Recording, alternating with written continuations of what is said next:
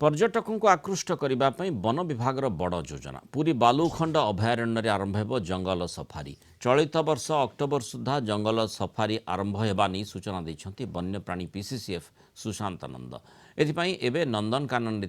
अतिरिक्त कृष्णसार मृग को बालुखंड अभयारण्य छड़ा जाउछि। बेतनटी किछि कृष्णसार मृग को बालुखंड में छड़ा अक्टोबर सुधा आरंभ होगा जंगल सफारी पुरी पर्यटकों को नुआ अनुभूति प्रदान करिवो। आमर विभिन्न जूरे जो हर्बिवरस अच्छा सेगुड़ा जो ओभर पपुलेटेड होती सीजेडर गोटे नॉर्म अच्छी प्रति एकर केते एनिमल रही पारे आमर ताठू बहुत बेसी हर्बिवरस यथा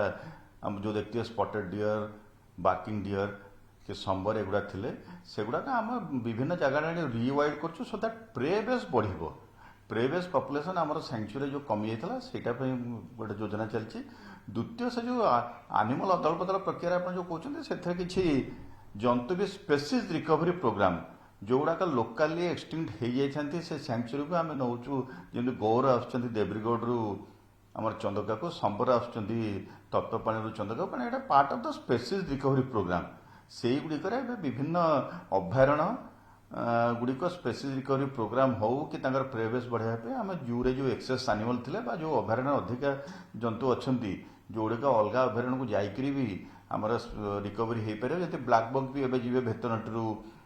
आमर बालुखंड अभयारण्य को से प्रोसेस एवं चली।